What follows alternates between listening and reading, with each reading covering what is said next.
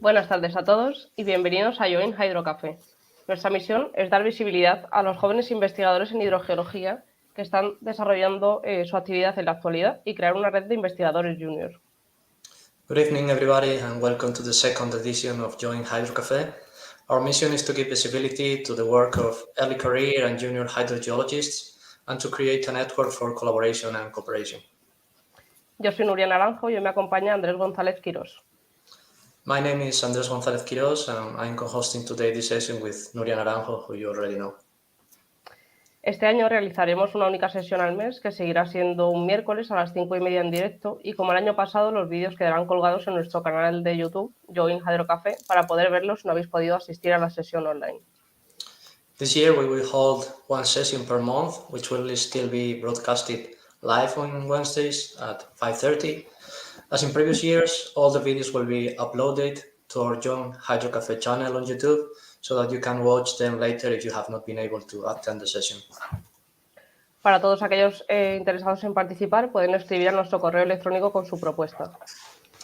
For all those interested in participating, you can send us a proposal to our email address.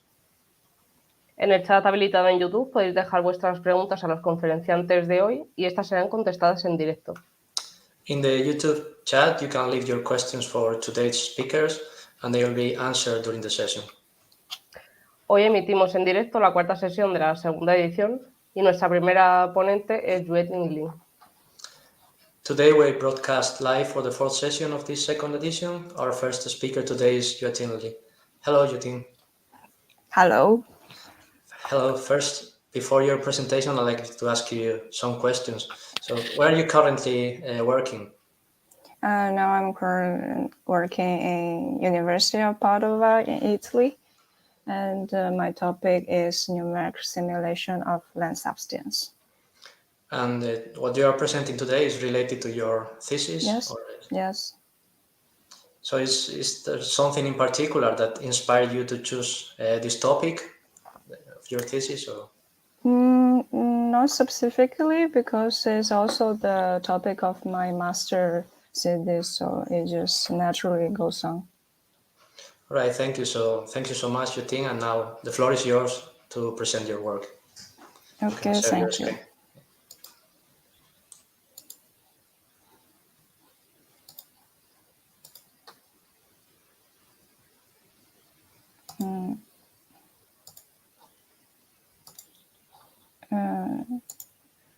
So can you see my screen now? Yes, thanks. Okay. The title of my presentation is Parameter Quantification of Substance Model, Application to Alto-Guadalentín Aquifer in Spain. I'll be covering 5 points, which are introduction, site description, material and method, then current stage, and finally future work.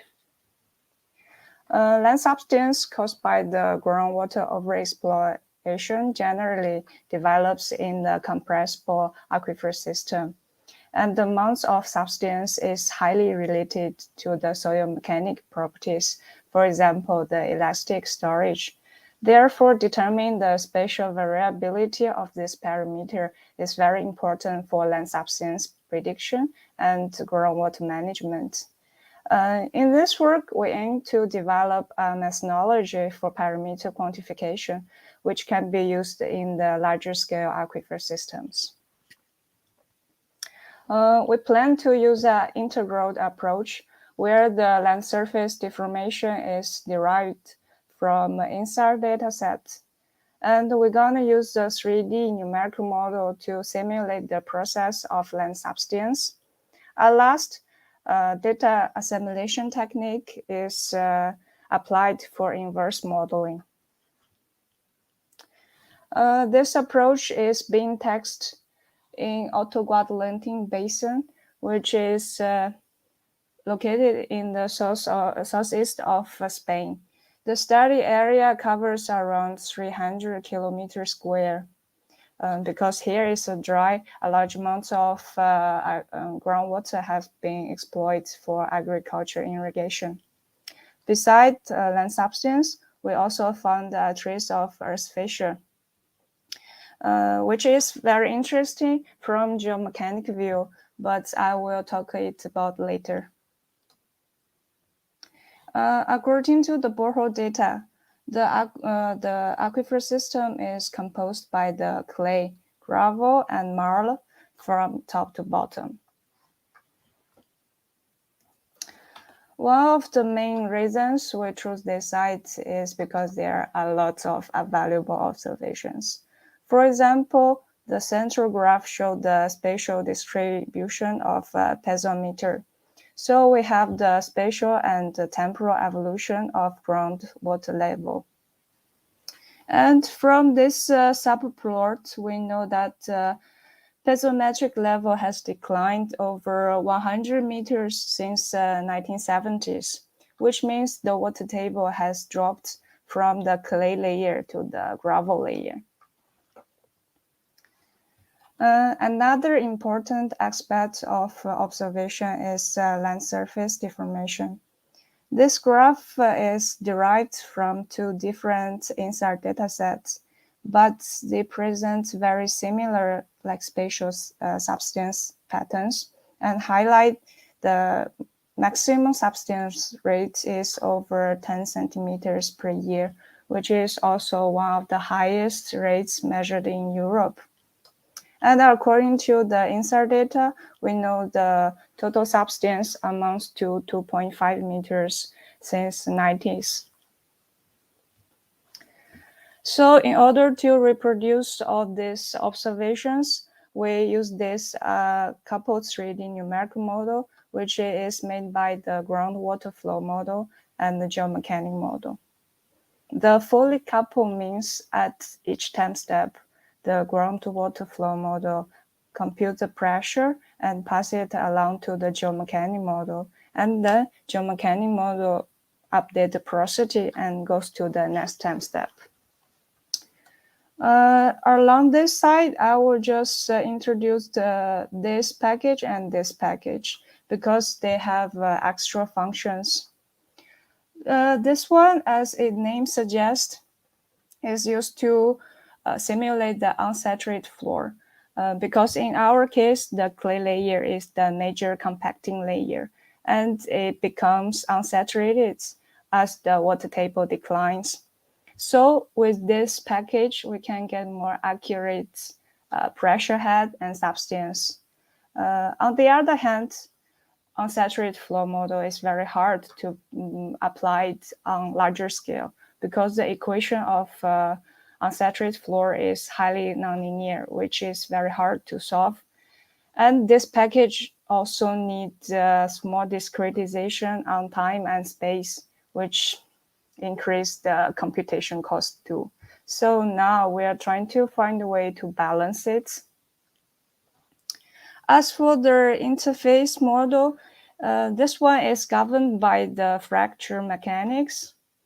And here these elements can describe the relative motion between these two surfaces, which allow us to simulate the generation and development of the Earth fissure I mentioned before.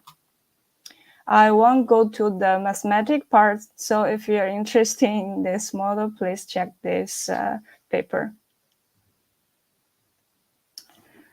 After resetting up the numeric model, data assimilation algorithm is conducted to calibrate the parameter. Here we choose the example smoother because it updates model for once with all the data together, and therefore it needs much less computation cost comparing to the Kalman filter. Here I also have to emphasize the parameter of interest like permeability or the elastic storage. They're all characterized by the probability distribution functions instead of a single value.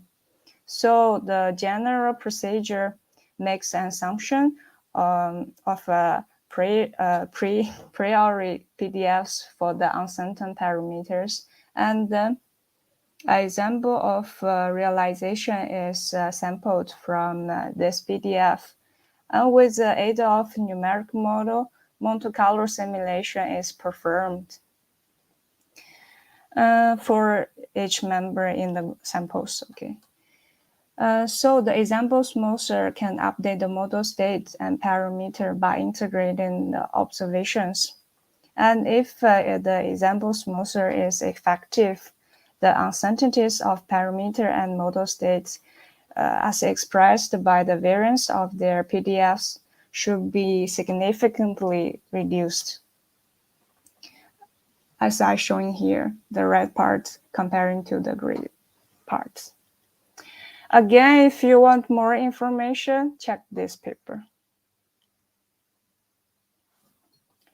Now I'm going to talk about the progress I've made so far.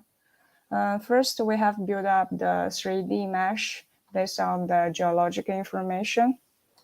This grid is generated by Tengen, which has great performance on discreting sizing the mesh, so that we can refine our vertical size of elements on the order of tens of meters, which is also mandatory to solve the unsaturated flow problems. Furthermore, we pick up this slice and insert a pair of interfaces to represent the Earth's fissure. And here is a abrupt change of bedrock, which can cause the differential substance around here and may induce the Earth's fissure too. But still, we have to confirm it with the numerical modeling. Currently, I'm trying to determine the initial head for the groundwater flow model. So the geomechanic model is deactivated and also bedrock is removed. To start off, I assume each layer is isotropic and homogeneous, and the corresponding hydraulic parameters for the saturated parts are the typical value in the literature. And I list here.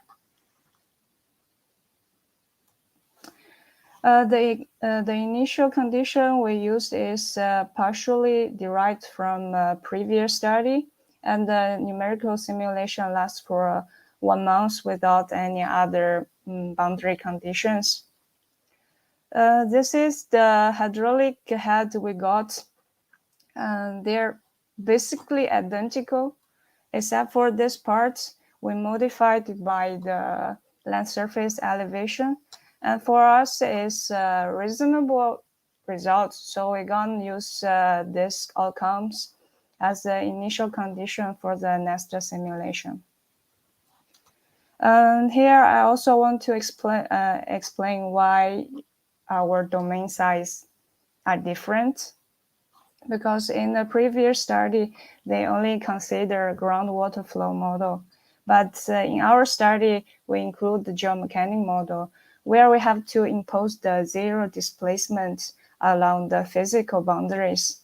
That's why we have include a bit mountain area and extend to the northeast, where the displacement is zero. And next, I will add more conditions into the flow model, as well as well, rainfall, and other seasonal recharge conditions. If the flow model runs well, I will couple it with the geomechanic model and then calibrate the parameter with the aid of example smoother and reproduce all the observations. At last, I will also try to investigate the mechanism of the fissure. So that's all for my presentation. Thank you. Thank you so much, Yutin, for this very interesting and very nice presentation. So while we wait for some questions from the audience, I remember that you can leave your questions in the chat in YouTube. Maybe I can ask you a couple of questions about your research. So what part of your research do you think is the one that you feel more difficult by now, or the one you find more difficult until now? I think now I really stuck because the unsaturated flow model, it really needs a very small time step And considering I'm gonna simulate for 40 years, this time step is really, really small. So I try to improve it. So that's the most difficult part I've met so far. Okay. And what is the software you're using for the The software I'm using, I mean which part, because I use quite a lot. You mean for the numerical model or the example smoother? Yeah, for example, for the groundwater model. Groundwater is the software like how to say, produced by my colleagues. So you have to check that paper. Okay. Thank you so much. So we have some comments in the chat here. Yes. One is from Carolina Guardiola, says thanks for this very nice presentation. And we have a question from Miguel Valencia. He says, great presentation, and how long it takes to run your simulations? Let's say for now I just run for 30 days, and the time step actually is very small. It's like hours, so it takes about 1 day to run the 30 days. So Okay. We don't have more questions for what I see. Maybe another one from me. Okay. As I'm doing now. For the geomechanical model, you think that you have to update the mesh? It's just a question I have. No, the mesh is already like settled down for both the geomechanical model and the numerical model. The ground water flow model, but they're like slightly different, but they're already set. Yeah, we don't have to update. Right, we have a couple of questions more. One is from Juan Pablo. Hello, Yuting. It is an interesting work you have done. Could you provide more information about the difficulties found in the hydromechanical coupling of the models? Yeah, like let's say the most difficult part is both this groundwater flow model and geomechanical model. They're highly nonlinear, so it's very hard to converge. And also we have a very complicated mesh. So for me, how to like reach the converge is the most difficult part. Okay, But if you want to know how to coupling, you have to check my colleague's paper. So. Okay, we have another question from Miguel Gonzalez. Thank you very much. How many INSAR datasets are you using? Actually, the INSAR data set are not processed by me, so I haven't like reached that stage. So I'm not sure. Sorry. Okay, one more from Miguel Valencia. Are you thinking of using high-performance computing to reduce running time? Maybe because we are trying to like use a better server to compute to solve this problem. But for me, the worst scenario is remove the unsaturated flow. It will be much easier. We have another question from Ana Fernandez Ayuso, who is collaborator of Young Hydro Cafe, as you may know. She says, congratulations to your team. How do you plan to introduce recharge into the model? Is there previous research about it? The recharge, because in our like groundwater flow model, there's a package for the atmosphere, and also like well, like it's just like GMS. They're already packed in. They're already in the package. You just need to activate the package. Okay, thank you so much. I don't see more questions, but if you have any more questions, we'll leave the contact details of the speakers. So if you want to contact them afterwards, we'll have the opportunity. And now we can move to the next presentation. Thank you very much again. Thank you. Thanks. Muchas gracias, Yuting, por tu presentación. Nuestra segunda ponente de hoy es María Candela Ruiz. Hola, ¿qué estás haciendo actualmente? Actualmente estoy como investigadora predoctoral en la Universidad de Alicante, trabajando básicamente en recursos hídricos subterráneos de la provincia, a nivel general de toda la provincia y a nivel particular en algunos acuíferos, también haciendo trabajo con algunas cuevas de España y realizando también mediciones de radón en agua. en cuevas y en acuíferos. Así que es un poco de todo. Un buen mix. ¿Y cuál es tu formación anterior? Yo soy geóloga, licenciada en geología. El título es licenciada, que es equivalente al grado y máster. Ujú. Ujú. Y lo que nos vas a contar hoy es sobre la tesis que vas a realizar aquí. Lo que les voy a contar hoy es una parte de la tesis, fue casi la primera parte de la tesis, que fue modelizar un acuífero. Y bueno, quizá para algún otro hidrocafé será lo que se pudo hacer con eso, las posibles aplicaciones. Vale, perfecto. Pues cuando quieras puedes compartir tu pantalla.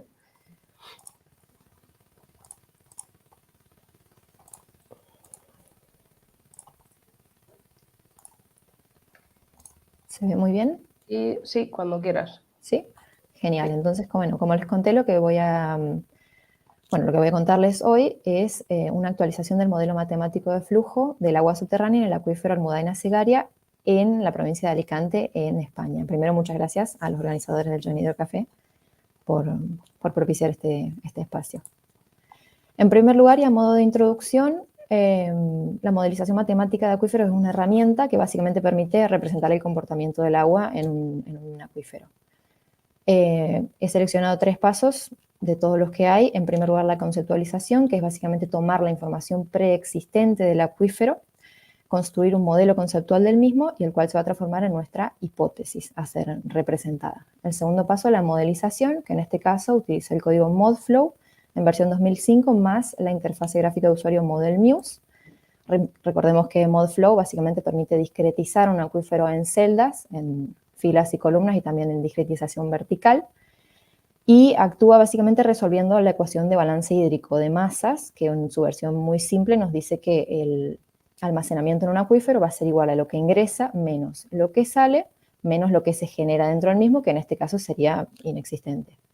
Y finalmente las aplicaciones, de las cuales les voy a mostrar algunas más adelante, pero básicamente es evaluar el comportamiento de la masa de agua y sus respuestas. El gran potencial que tiene esta herramienta, que es muy básica, requiere un input de información importante, pero es muy básica, es su capacidad predictiva. Entonces, el acuífero modelizado se encuentra en el sector sureste de España, en la provincia de Alicante. Estos son los dominios hidrogeológicos definidos para la provincia. Nuestro acuífero se encuentra en el dominio 2, es un dominio homónimo, se llama Almudaina-Sigaria también. Este es un mapa geológico del acuífero. Vemos que se trata de calizas y dolomitas que están representadas en el color verde. Tiene aproximadamente 35 kilómetros de largo por 5 de ancho, aunque vemos que esto varía en algunos sectores. La potencia permeable del acuífero ronda entre los 1000 y los 700 metros en el sector occidental, también llamado sector Almudaina, y entre 200 y 300 metros en el sector oriental, también llamado sector Sigaria.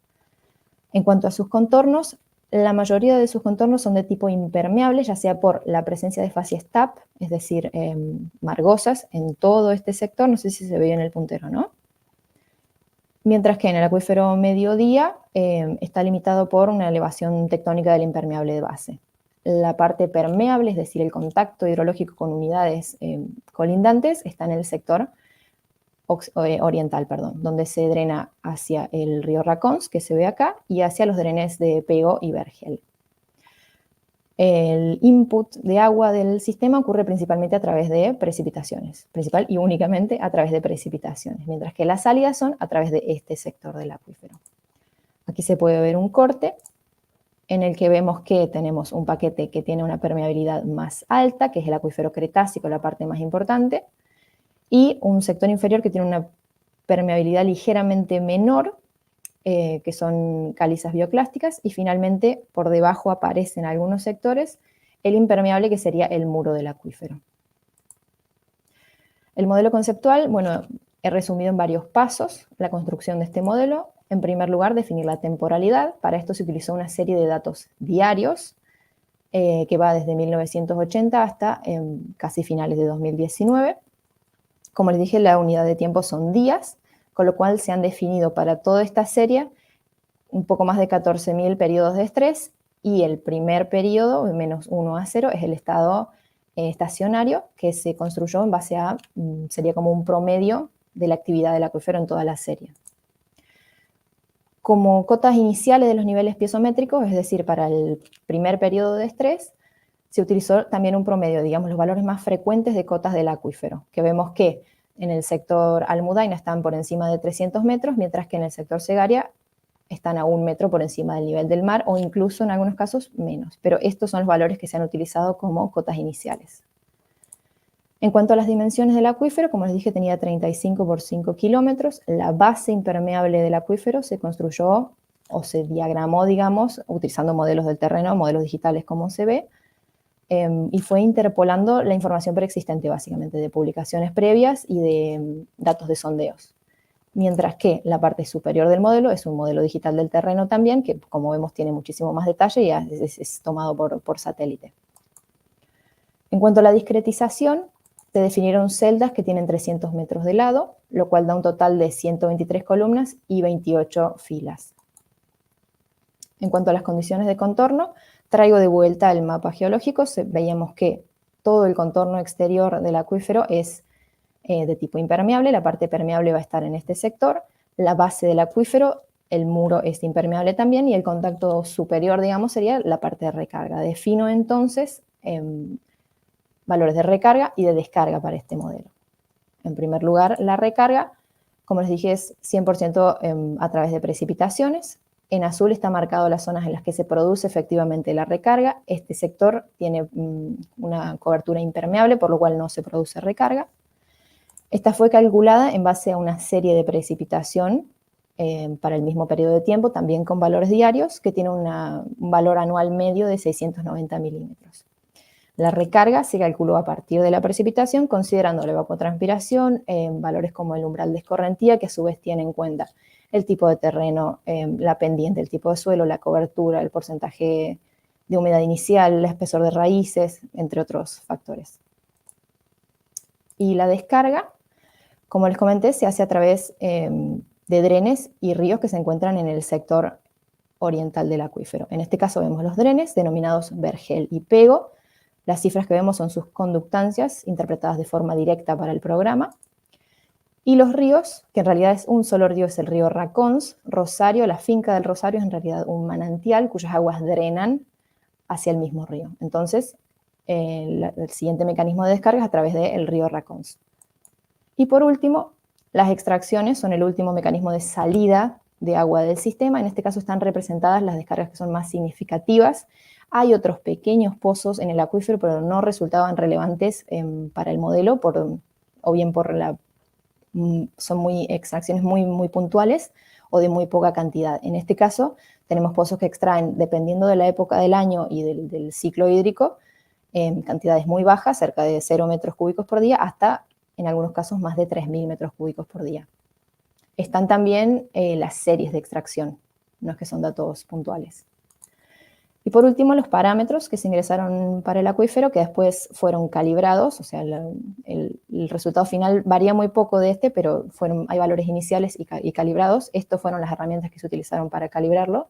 La conductividad hidráulica, como la vemos acá, que tenemos valores altos en este sector y más bajos en el sector Almudaina. Y por último, el coeficiente de almacenamiento, que vemos también que es un poco más alto en las zonas donde se produce la descarga.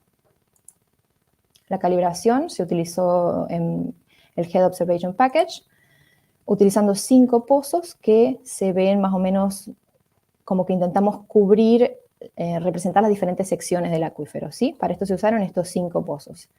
Como recordamos, este paquete lo que hace es comparar los valores observados, es decir, los que están medidos en el campo, los que tenemos en nuestras series temporales, con los valores simulados. En este caso vemos una correlación bastante alta, con un R cuadrado de 0,99, y el error cuadrático medio era aproximadamente del 5%. Vemos entonces 2 pozos, uno que está en el extremo occidental y uno que está en el extremo oriental, donde la correlación entre los niveles simulados y los observados es bastante aceptable. Vemos la diferencia también de las cotas, la variabilidad que hay en el sector occidental, mientras que en el sector oriental los niveles se mantienen bastante estables. Los resultados en cuanto al balance de aguas, vemos que la recarga, como habíamos dicho, se produce exclusivamente por precipitación, que está en torno a 67 hectómetros cúbicos por año, mientras que las salidas se producen principalmente a través del río Racons y la finca del Rosario, y en menor medida a través de extracciones y las salidas a los detríticos de vergel y de pego. Se puede ver en esta gráfica, por ejemplo, una comparación entre las precipitaciones en naranja y nivel piezométricos al oeste del acuífero, es decir, en el sector Almudaina, está en torno a entre 200 y 400 metros sobre el nivel, entre 200 y 300 metros sobre el nivel del mar, donde vemos que en los periodos donde las precipitaciones son más abundantes o incluso más cercanas en el tiempo, los niveles ascienden, en periodos donde están más espaciadas desciende, y se puede ver también en periodos de lluvias muy altas como la correlación es directa con el ascenso directo del nivel piezométrico. Otro posible resultado, por ejemplo, es ver la variación de los niveles a lo largo del tiempo, como a finales de la década de los 80, las cotas, por ejemplo, más altas estaban en torno a 275, 300 metros sobre el nivel del mar, mientras que en 2010 los niveles han subido al finalizar un periodo más húmedo, claro, y están por encima de 350 metros sobre el nivel del mar. Mientras que en este sector vemos que las cotas se mantienen estables a lo largo del tiempo. En cuanto a las aplicaciones, y que es la parte que sigue, por ejemplo, una de ellas es la Cueva del Rul, que traigo de nuevo este mapa, se encuentra en el sector central, cercano al pueblo de la Valdebó, concretamente ahí. Esta es la Cueva del Rul, una cueva kárstica, por supuesto. Ya hay estudios en los que se ha estudiado, por ejemplo, el intercambio de gases entre la cueva, el suelo y la atmósfera. La idea sería extrapolar este estudio a, por ejemplo, el gas radón, que es lo que estoy midiendo, y evaluar, por ejemplo, cómo el agua se concentra de radón en el suelo, pasa por la zona badosa y después procede a infiltrarse en el acuífero. Entonces, estudiar las dinámicas del CO2 y de otros gases como el radón y su pasaje por la zona desde la atmósfera hasta recargarse en el acuífero directamente, digamos. Otra aplicación va a ser la modelización de procesos de contaminación. Este es un pequeño ejemplo supuesto en el que haya un punto de contaminación. Utilizando la herramienta ModPad se puede ver cómo descarga. Si recordamos, en esta parte estaba el río Racons. De este mismo modo se puede modelizar, por ejemplo, lo que es la dinámica del gas radón en el sistema acuífero, asumiendo, por ejemplo, que la entrada de radón en el sistema sería la cueva del Rul. Y por último, y creo que es la aplicación más importante, por supuesto, es la gestión sustentable de los recursos hídricos. Considerando la vulnerabilidad del recurso hídrico subterráneo y la importancia que tiene, ¿no?, como motor de muchísimas actividades, y más en un contexto de cambio climático, particularmente en el Mediterráneo, donde se considera la posibilidad de la escasez de agua en el futuro. Vemos también que el sureste de España, mi zona de estudio, tampoco escapa a esta posibilidad. Entonces, esta se constituye como una herramienta clave para evaluar escenarios, por ejemplo, de disminución de la recarga, ya sea por disminución de las precipitaciones o aumento de la temperatura, para modelizar escenarios de explotación en los que cambie la demanda hídrica y sea necesario quitar, por ejemplo, más agua del acuífero. Y todo esto, por supuesto, orientado a la conservación del recurso. Y me gusta hacer hincapié en la parte de sustentable, ya que no se trata solo de preservar, proteger y conservar el recurso para que sea hoy rentable, por así decirlo, sino también para no comprometer las necesidades de las generaciones futuras. Estas son las referencias que he usado y muchísimas gracias. Muchas gracias, Candela, por tu presentación. Recordaros que tanto el email de Candela como el de Yueting están debajo del vídeo, por si os habéis perdido alguna parte y queréis preguntar. Ay, perdón si fue muy rápido. No te preocupes, te lo digo porque a lo mejor no se ve, para que no estén buscando y parando. Pues mientras preguntan cosillas, te quería preguntar yo. Sí, claro. ¿Cómo te defines hacia la hidrogeología cuando empiezas a estudiar geología? ¿Cómo me defino? ¿Por qué elegiste hidrogeología? Seguir por la rama hidrogeológica y no por otra. Es que de hecho había empezado por la rama de petrología, pero después cuando empecé a cursar me gustó mucho como la aplicación directa, además teniendo en cuenta que el agua es el recurso principal y más esencial con el que contamos, entonces me gustaría muchísimo poder dedicarme a no solamente a estudiarlo, sino también a la parte de difusión, de conservación, de preservación del recurso. Y creo que parte por eso, porque me parece un recurso tan básico y tan vital que me gustaría dedicarme a eso. Yo creo que todos compartimos un poco esa línea. Cuando yo empecé a estudiar también pensaba igual. Como el petróleo, demasiado dinero y poco, no sé, poca esencia. Y luego así, la otra pregunta que tenía pensada es, a lo mejor puede inspirar a la gente que nos vea. ¿Cómo conseguiste venir a España para estudiar el doctorado? ¿Cómo conseguí? La verdad ha sido una mezcla de casualidades, una mezcla de circunstancias que tenían que pasar. Pero básicamente mi directora de tesis de la universidad me mandó un correo con una convocatoria de la Asociación Internacional de Hidrogeología y me postulé y acá estoy. Eso ha sido, pero básicamente fue por una cadena de correos que terminó llegando a mí. Pero que hay convocatorias, hay opciones para estudiantes extranjeros por si hay alguno que esté escuchando y que le interese, hay opciones, es cuestión de buscarlas por los canales de difusión. Sí, creo que es importante y no siempre tenemos la vista puesta afuera y a veces Sí. pues, las casualidades te llevan aquí, pero otra gente que está buscando no encuentra, pues a lo mejor esto le puede Sí, ayudar. hay canales, por ahí hay que buscarlos un poquito y hay algunas convocatorias que sí he visto que no están tan difundidas, por eso por ahí la búsqueda tiene que ser como exhaustiva, pero que se encuentra, siempre hay algo. Bueno, pues tenemos algún comentario. Jaime nos dice que te felicita por tu presentación. Miguel Valencia también y Miguel González, pero no nos preguntan nada, así que te pregunto yo si Sí. actualmente existe alguna colaboración con la Confederación que os provea de datos para haber montado este modelo o cómo conseguir los datos, que es lo más difícil, yo creo, Sí, para alimentar el modelo. los datos los hemos conseguido de la Confederación y además de la Diputación de la provincia de Alicante. Sí, ellos muy amablemente nos han proveído de los datos de niveles piezométricos a lo largo de toda la serie temporal. Sí. ¿Y había datos de otras cosas, geológicos o de precipitaciones? Datos de precipitaciones, sí, en este momento no recuerdo exactamente, pero creo que era del Instituto de Meteorología a nivel nacional de España. También están disponibles los datos, sí. Es que al final es lo más complicado a la hora de montar un modelo, es alimentar. Exactamente, por eso esta es una herramienta como muy, muy básica en su funcionamiento, pero lleva un input de información importante que hay que tener, sí. Bueno, pues Andrés, ¿se te ocurre algo que preguntar? Mira, Carolina nos dice que el Grupo Español de la IH intenta ayudar en la difusión de las becas y nos anima a que sigáis los perfiles de LinkedIn y Twitter, que los estamos empezando a usar ahora. Sí, de hecho mi beca la conseguí por intermedio de la IH, así que Por favor. por favor sigan las redes. Por ahí. Claro.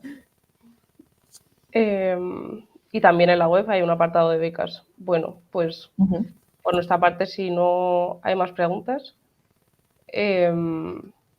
dejamos el email tuyo y el nuestro debajo del vídeo para que puedan contactar con vosotros.